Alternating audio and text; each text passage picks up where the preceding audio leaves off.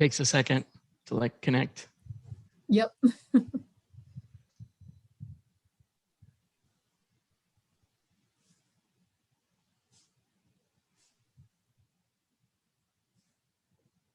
All right. Hello, everybody. It's Friday at 1 p.m. Eastern Time. So that means it's time for Shally's Alley. At least one or two other people may be watching this show right now. We'd like to welcome our special guest, Aaron Matthew. Say hi, Aaron. Hi, Aaron. Awesome. Aaron is one of my absolute favorite people in the sourcing industry. Not only is Erin a rock star in her own right and in her own mind, no, I'm just kidding, but also somebody who has taken the initiative to share and talk about the profession and be a role model and a mentor. And if that wasn't enough, Erin has recently, well, maybe not that recently, but Erin has taken on the responsibility of leading a sourcing team. So how perfect, right? You just started, maybe 6 months ago or something? It's actually been a year now, but it still feels very new because I'm still new to management in general. That's great. Yeah. So I figured it was time to bring you on because, of course, I respect your sourcing know-how, and we've shared the stage many a time. And now, time for a new role. I'm in a new role as well. I haven't even been here a year yet. It'll be a year in like a month or something like that in November. So I'm still the new guy on this team here. So how did you find the transition from individual contributor sorcerer to leader of sorcerers? Because there's really not a lot. I mean, you're among the first few people that are leading sourcing teams. This is not a very well established role yet. Right? Sourcing just came into its own, and now we have sourcing managers and sourcing directors. What was that like? So it was really overwhelming, I'm not going to lie, because suddenly you go from being able to source all day to suddenly having your day packed with meetings. And then by the time you're done with those, you kind of feel like sourcing is your break at that point. And, it's just trying to find the time to do that among everything else and then planning strategically. And, there's times when, my team will say like, oh, I'm so busy with sourcing. And I'm like, you think you're busy right now. But imagining having to source the same number of recs and having all these meetings in between. But you are carrying a full load of sourcing recs while you're managing this team. At the moment, I am right now because I'm unfortunately down to one sorcerer instead of 3 at this time. So it wasn't me. I didn't do it. No. Our most recent sorcerer just transitioned to a different role within Maxar, which, happy for them, just sad for me. Okay, so you're way too nice and way too humble to do shameless plug. So I will do a shameless plug. Anybody out there that's listening, if you want to work with a really good sorcerer that knows their stuff and someone who's really nice and will take care of you and be a good boss, this is the person that you need to contact. If Aaron won't hire you, call me afterward. But I'm going to definitely endorse Aaron. And so any sorcerers out there that are looking for work or want to, make a change, this is the place to go. So yeah, absolutely. Tell me, it's supposed to be a team of 4, including yourself. And you guys are literally sourcing in outer space. Yep. And one of the things that I think you're well known for, and I'm sure you have a lot more tricks in this, but is sourcing in very non-traditional channels such as Reddit and places that are certainly harder to penetrate. And by the way, for those of you who have no idea what Reddit is basically like an online chat, and you have to get major street cred and respect in order to be able to play in Reddit. If you just jump in like a total noob, you're going to get downvoted. It's not going to happen. Yeah. So, Aaron has managed to get a very good reputation and figured out how to do sourcing and recruiting on Reddit, which is a very different world. So you've got this innovation, you've got this space technology. What's next? What are you working on now? What is in your laboratory, in your basement laboratory? What's the next evolution? Yeah. So COVID-19 changed a lot for us in terms of strategy for being able to attract talent. Maxar used to rely quite a lot on in-person events, and obviously those kind of went away very quickly. And then over the last year, we have been offering quite a lot of virtual hiring events. And, to make those happen, it takes a lot of time and effort to be able to find the right people to invite, promote them the right way. And then also getting the hiring managers actually involved in that so that they can be successful. And really, the next thing for us is getting those events scaled up to a much bigger volume than we had this last year, because right now it's just the sourcing team that's doing that. We don't have any of our TABPs hosting virtual events. We don't have any of our TA managers hosting those. So it's something that we want to expand maybe more enterprise wide so that we can reach more people. And, we focus mostly on high volume events for immediate needs for roles that are already open. But I want us to start thinking more long-term in terms of building relationships with people, because what we're finding is that sourcing needs to be much more long-term. We oftentimes come across a lot of people that have great skill sets that I know that we'll need at Maxar at some point, but they're just not here right now. So it's a matter of maintaining those relationships long-term so we can finally get those things to come to fruition. Are there any technological, you know me, I'm always a geek, right? Any technology that you're discovering or adapting for this that maybe is good for another industry that you're kind of either, inventing or recreating or porting over? What are you hacking these days? What am I hacking these days? The biggest technology we're using specifically for our events is Brazen. It's a fantastic platform to be able to, connect with people one-on-one. But other than that, I guess there's not a whole bunch of new and cool technology that we're working with on the sourcing side. My team still very much relies on a lot of the old school methods that are still very tried and true. Being really skilled in advanced search, having some basic web scraping skills with, things like data miner. And a lot of that pretty much takes us a long way. So I would like to explore some newer methods in the next year when, things start slowing down, which they always do. Have to be a whole new technology, right? Like we're experimenting with, scrapers have been around for a while. Maybe not a lot of our listeners or people that are watching are familiar with it. But the idea of going out there and capturing volumes of data and parsing it and putting it into a spreadsheet, that's not new. What is new, though, is the automation that you put behind that. And that is becoming a lot easier, a lot more accessible. You could always, for many years, spider a website. I mean, the very first spider that I ever programmed was called Black Widow, and it was a diehard hacker tool. It was like the kind of thing that you would use to literally replicate a website and, pull down everything. And it was a very heavy-handed tool, and you had to know what you were doing. Nowadays, you've got instant data scraper. It's like Chrome extension, hit a button, capture everything. So not much has changed in what you do. It's just how you do it. Yeah. But what has changed is now I can take that spreadsheet and I can put it into an automation system like Microsoft Power Automate or UiPath and have workflows kick off on that, add people to CRM, copy from CRM to, ATS, send automated email, check email, things like autoresponders. Remember what a pain those were? Like my first autoresponder was literally an Outlook rule. Like when I get this, reply with that, right? There was no if this, there was no subroutines. So I think maybe it's not necessarily new technology as much as like new ways to use technology. Yep, exactly. And refining it and putting it in, and getting people to adopt it. Yeah. And, Mike Vroman, who is on my team, is great about that. He is always the one on the team that discovers some new little feature in an old tool that's like, did you have any idea you could do this with that? And I'm like, I had no idea. Like thank you for always digging into everything like that. So.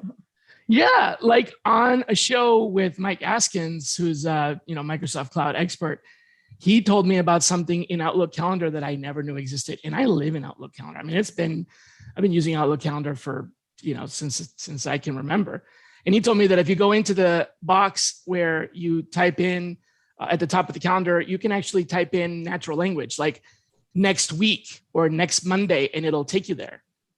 I never knew that. So it's, little things like that. Sounds like this guy is, maybe you should have named his name because now he's going to get recruited. No, I'm just kidding. I'm sure he's got a great thing going.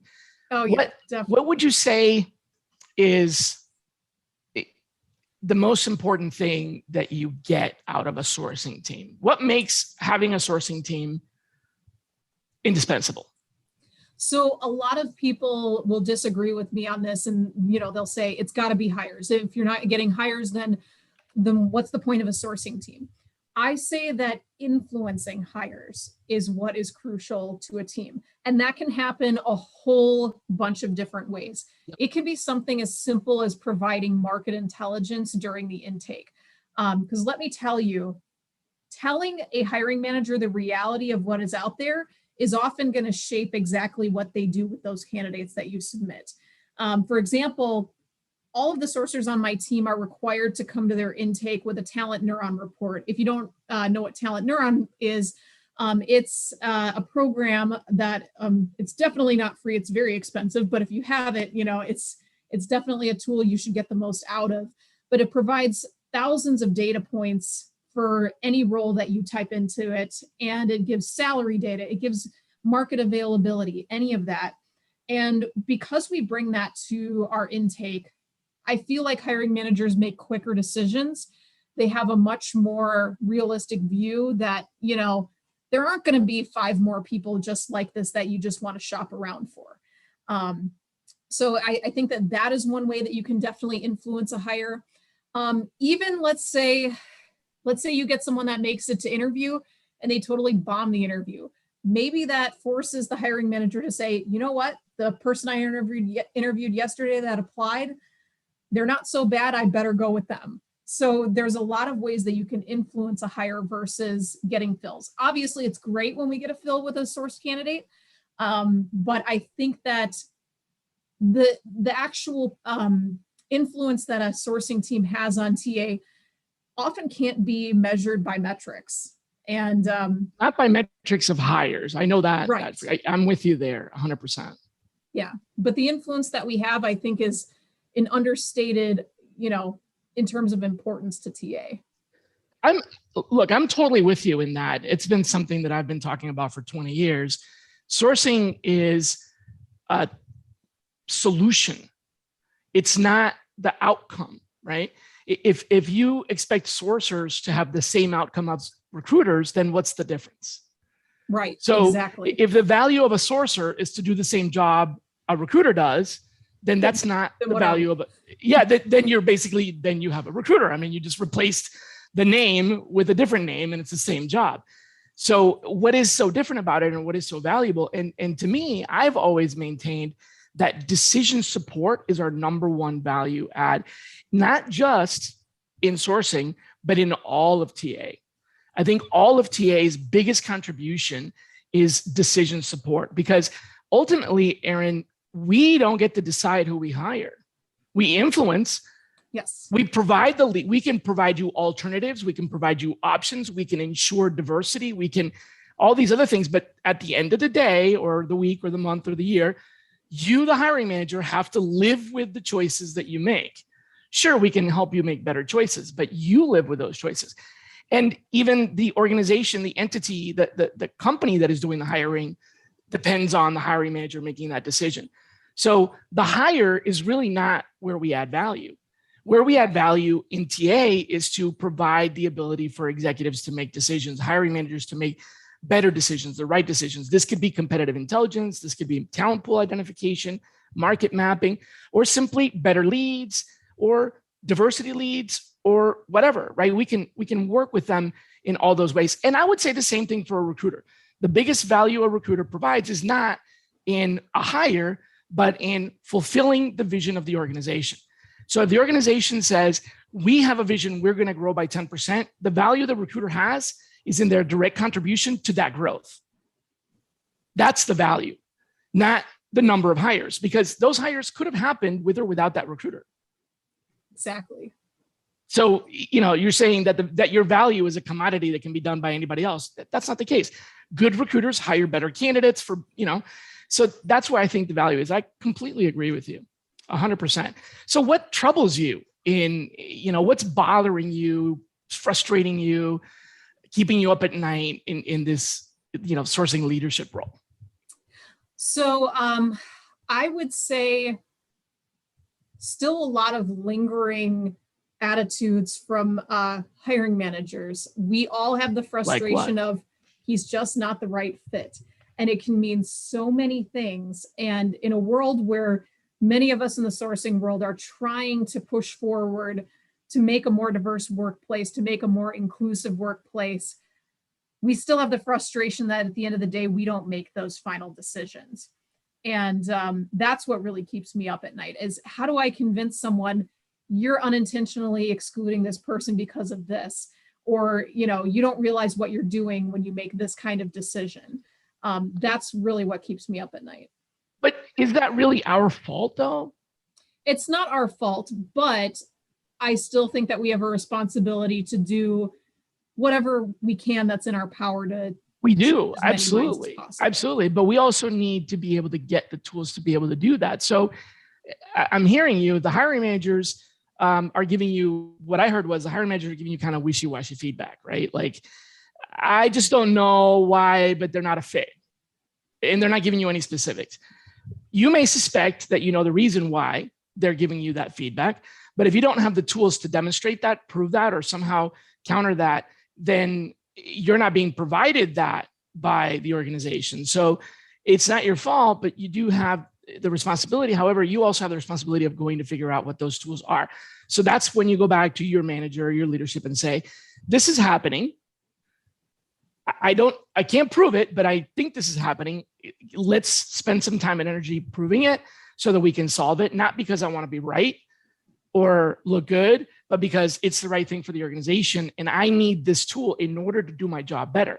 Otherwise, you're always going to be fighting it. The hiring manager is going to win ultimately. If it's a battle of will, or if it's a battle of who's got the more influence and more power, whatever, it's going to be the hiring manager.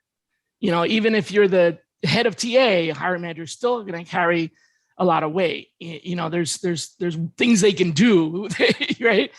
So how do we combat that? We combat that with having the right information, the right tools.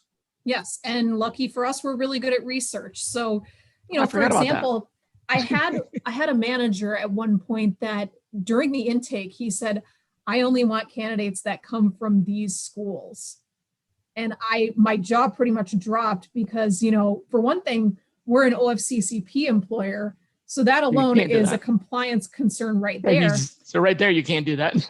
Which honestly, you would be amazed at how many hiring managers are not knowledgeable on OFCCP.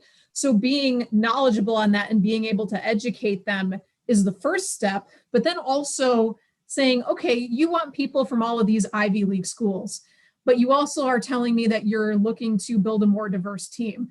Do you realize that by the general population and demographics of those that attend the Ivy League schools, you are excluding a whole lot of diverse candidates?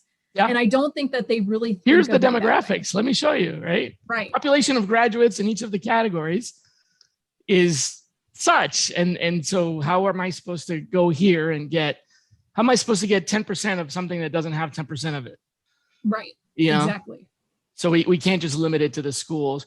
And I think I want to say unconscious bias, but it's more than unconscious bias because they feel like that is helping them determine quality, not realizing that there's a bias. It's beyond unconscious bias. It's just completely being unaware that has. So for example, on LinkedIn, I've talked about this a couple of times in other environments.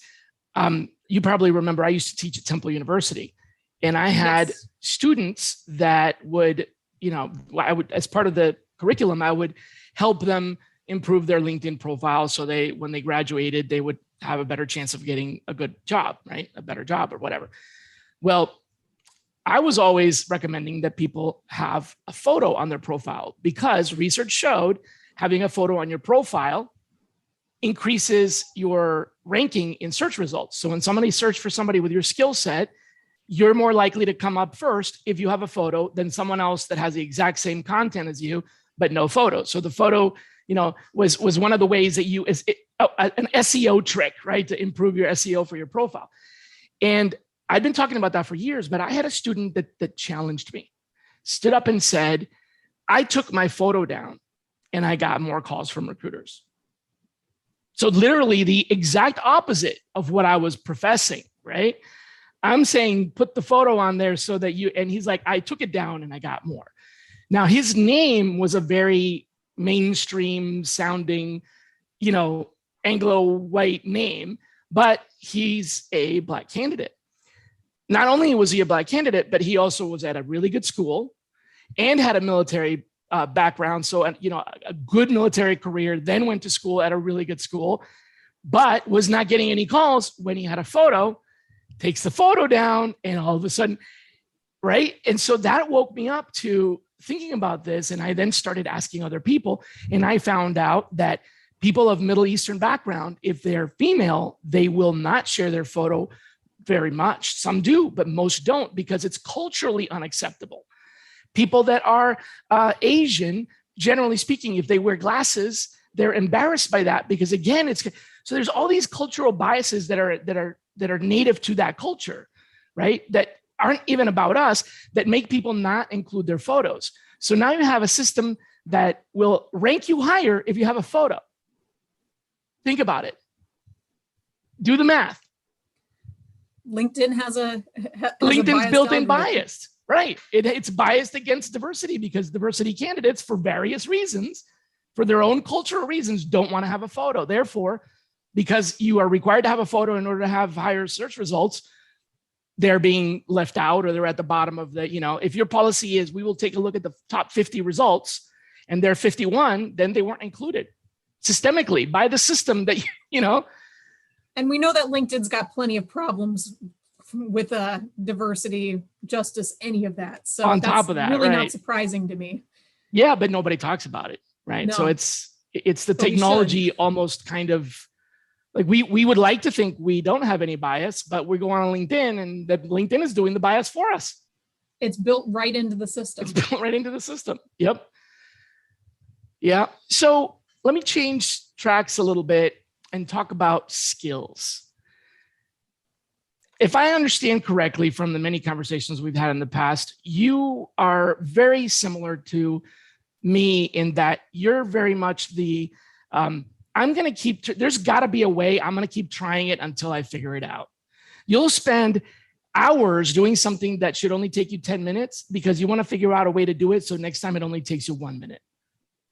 And you experiment. So you're from the school of trial and error, right? But not everybody has that ability or mentality or panache or whatever you want to call it. So how do you keep your team skills sharp? Especially given the fact that, they only have a handful of recs. Yeah, so we have a Slack channel that's just for sourcing.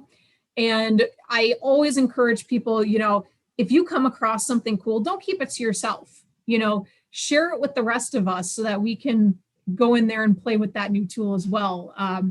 I also keep track of pretty much every webinar and virtual conference that comes across my desk. And, I send reminders like, hey, this is coming up. If you have time, attend a few of these sessions. And, obviously it can be difficult to take a whole day to attend a whole conference. But, I can usually take three of you can attend a third of the conference. Yeah, exactly.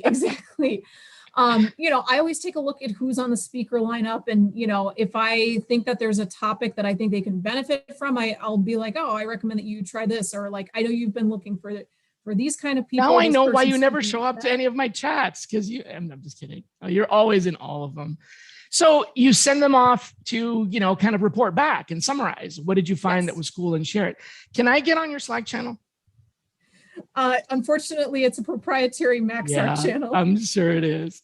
But that's a really good idea, though. Other teams should adopt some sort of, Teams channel or whatever to encourage people to just openly share, like a water cooler. We have a water cooler channel that's, it's a hub channel, and it's like just come in and post something fun, cool, interesting.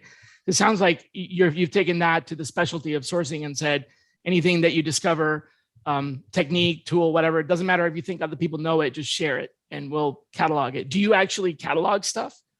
And Oh like yeah, we create actually have a Start knowledge Me center? page for our team with all of the tools that we found to be useful. And sometimes it's really helpful just to go to that page to get inspired.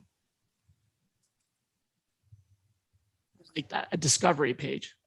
Yeah, yeah. I mean, I go through the rabbit hole and I find all kinds of Start Me pages for sourcing, and I just kind of get lost in it, and then I'm like, oh, I had no idea this existed, and that's where I found some of the best tools that I've ever used. Me too, but you can definitely get lost in it. So there's a huge value in curating that content for your audience and saying, these are the things that I found worked really well, which is, that's something that I did for many years.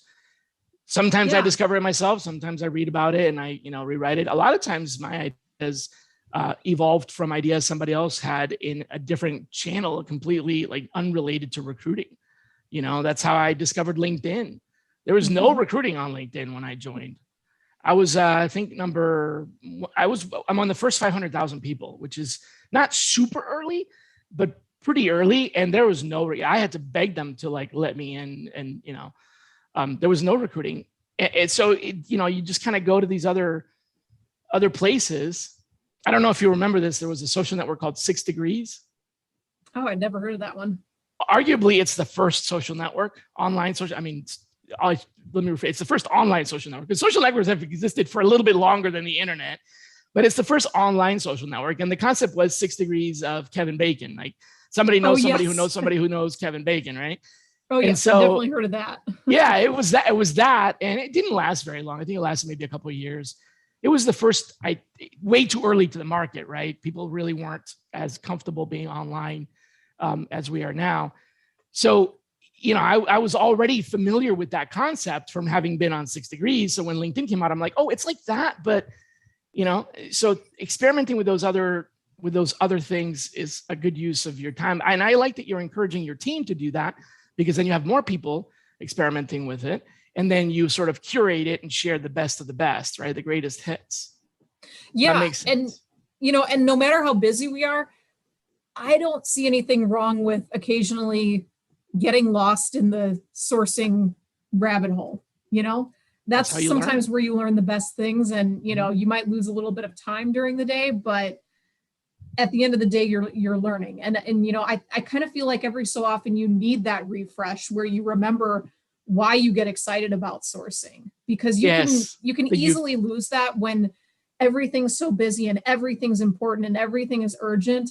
But sometimes, you know what, it has to wait, and you've got to remember why you do what you do.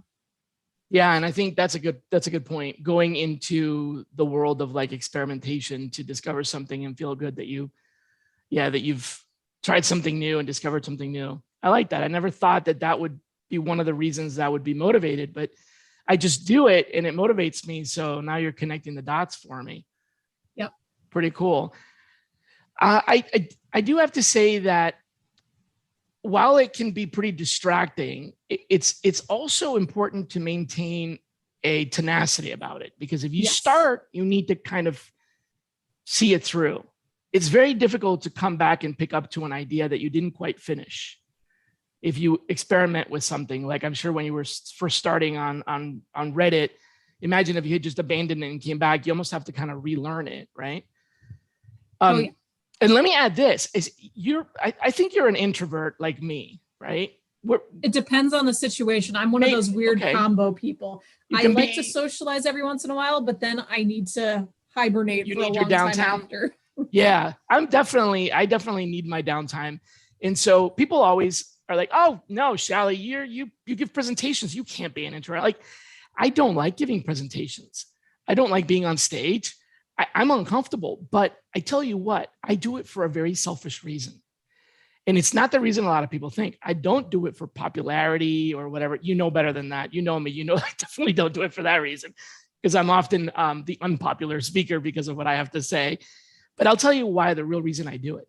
When I give a presentation, I learn that material more than I teach.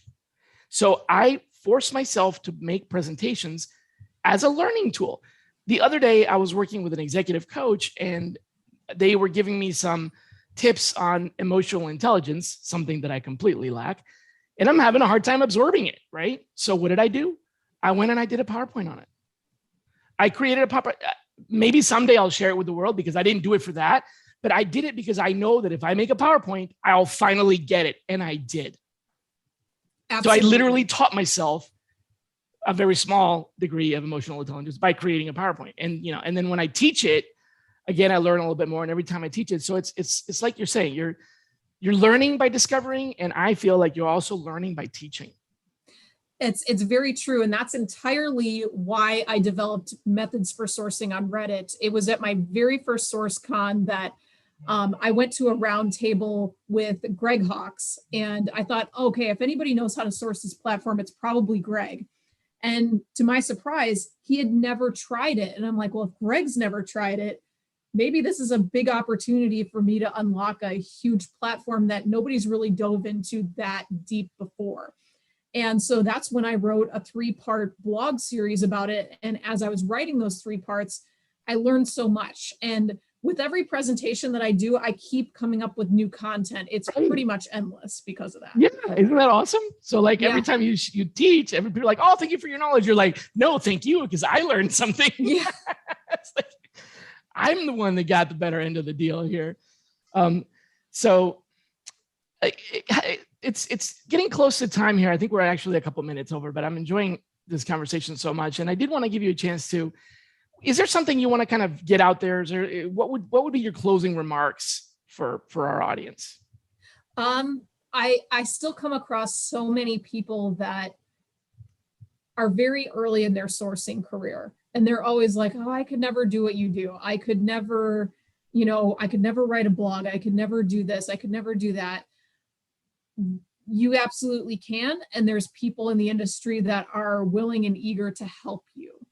So that's one thing that I always try to get out to this community is that if you, someday want to be on a stage, virtual or otherwise, people would be very eager to help you get there. Okay. So basically what you're saying is people that are saying I can't do this are wrong. Very wrong. Cool. I like that. Well, I for one will raise my hand. If you're out there and you feel like you can't do it, and I've done this my entire career. If you feel like you can't do it, reach out to me. If I can't, figure it out, I'm sure I can point you in the right direction. It seems like Aaron might be a good person to reach out to if you have feelings of, I don't think I can do this. But I would echo that. Really, I would. Sourcing is whatever you make of it. It's both art and science. So you can't say you can't do it. I know that's a double negative until you tried it. And even then, because very frequently my most important discoveries came at the very frustrating end of 27 times not being able to do it. Right. And then finally one time it works. And that's like, oh, I can't believe that worked because it was like my last shot. I didn't expect it was going to work, but it worked. So if you feel like you can't do it, you haven't tried enough times, Troubleshoot. Yeah, and keep troubleshooting. Exactly. Yep. Well, thank you so much for coming. I'd love to have you back at some point. I'm going to share some comments in the chat here, especially your closing remarks. So yeah, thanks a lot. Have a great weekend, everybody. Bye. Bye.